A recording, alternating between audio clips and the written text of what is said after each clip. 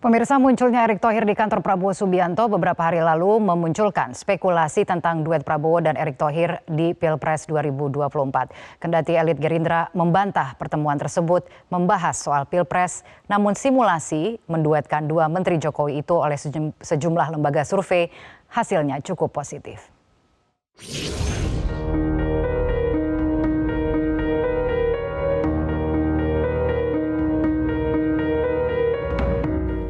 Sehari setelah mendampingi timnas U22 meraih medali emas pada SEA Games di Kamboja, Ketua Umum PSSI yang juga Menteri BUMN Erick Thohir itu secara mendadak langsung bertemu dengan Menteri Pertahanan Prabowo Subianto di kantor Kemenhan Jakarta.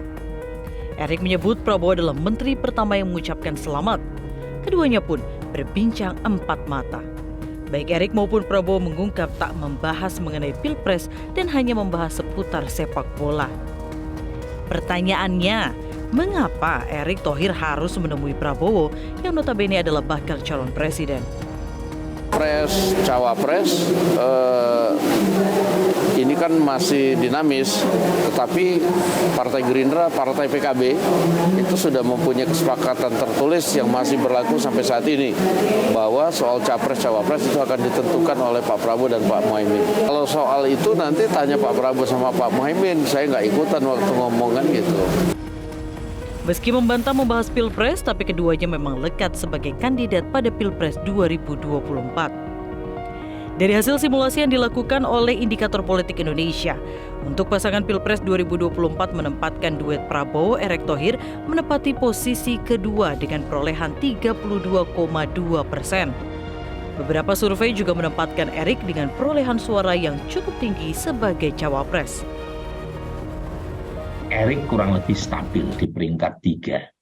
Pak Mahfud naik. Nah ini trennya begitu ya. Survei cawapres ya, bukan capres.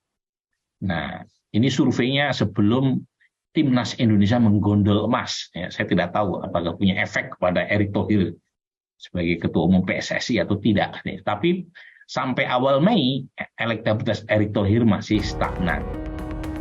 Secara elektoral, Erick Thohir memang memiliki angka yang cukup baik. Namun, mengingat Erick tidak punya kendaraan politik, membuat Prabowo harus bertahan dengan PKB. Caimin bahkan sudah bergerak sendiri menemui presiden hingga mantan wakil presiden. Proses terus, dinamis ya. Nanti moga-moga Juni akhir ada kristalisasi. Kita ingin 3 ini, saya, Pak Prabowo, Pak Erlangga, 3 menyatu. Akan jadi koalisi baru, Pak? Ya, pokoknya menyatu otomatis koalisi menjadi semakin kuat. Artinya menarik. Sangat besar. Apakah ini akan menjadi pilihan sulit bagi Prabowo yang saat ini tengah merajai survei capres untuk Pilpres 2024? Tim Liputan Metro TV.